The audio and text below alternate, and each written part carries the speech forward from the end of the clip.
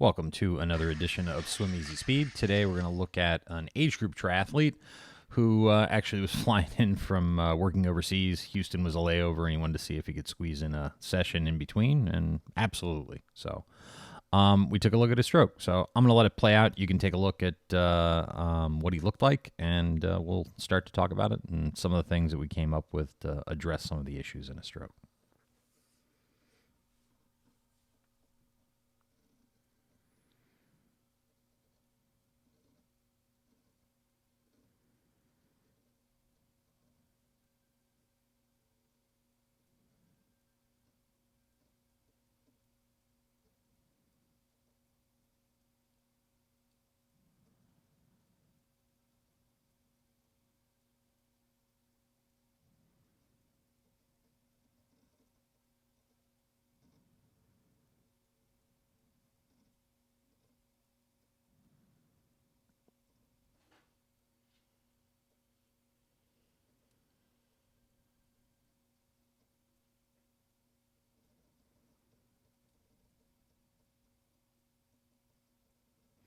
Okay, so when we're looking, first we'll just talk about how we'd normally look at it. So, head and shoulders look pretty good. That position looks pretty good. But you can see his overall body position in the water's like that. So, all of that is drag that he's pulling against, which is going to just, it doesn't matter how perfect the movement is, how strong you are, how fit you are. If you try to fight the water, you try to fight drag, you're going to lose every time. So, what we've got to do is just be able to create a little bit more stability to get all of that closer to the surface of the water. And we'll kind of go through and show you what we did to do some of that. So again, as always, what the endless pool is doing is exaggerating some of the issues in the stroke. So the reason this is down is because either the core isn't strong enough to keep it up against the current that's flowing over him like this, or his lower body isn't as neuromuscularly connected to the core as it could be. For most triathletes, my experience, it's a combination of those two things.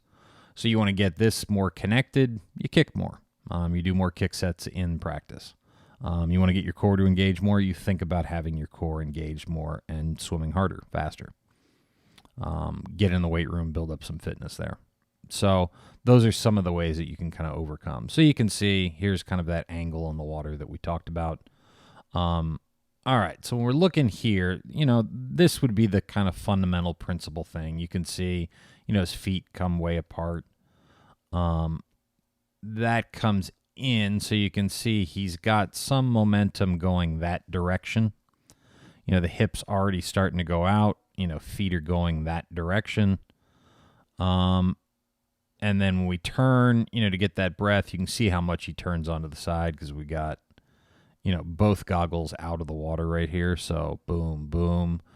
The shoulder looks like it's almost at 90 degrees. So, that would be the first thing we'd want to kind of address is to create a little bit more stability, get a little bit flatter on the water, a little bit more in core engagement, and then just all of this kind of driving straight forward.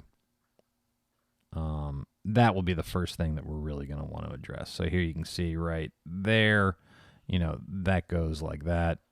Everything starts to go like that. And that's the reason that it looks like he's going like that in the water.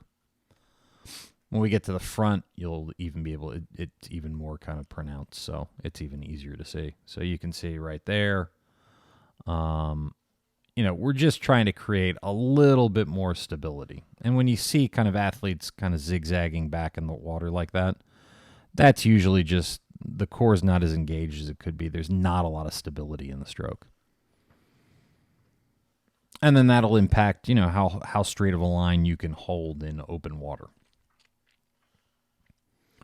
So here we go. You can see kind of he's pulling a little wide outside the body. We'd prefer to have it just a little bit more underneath. Oh, I wanted to show you this real quick. We'll go back here. Whoops, not that far back. So we'll look here. Typically we like to see this angle right here. The angle of the shoulder off the water, somewhere around 30 to 40 degrees. And that's when he's not even breathing. Let's see what happens when he breathes. Here we go. Yeah. So here's the turn to get the breath. So you can see it's 81. So that's where a lot of the instability is coming. He's then also, because the shoulders are connected, you can see, here would be midline basically now. Here's how far out that hand is and how far away from midline it is.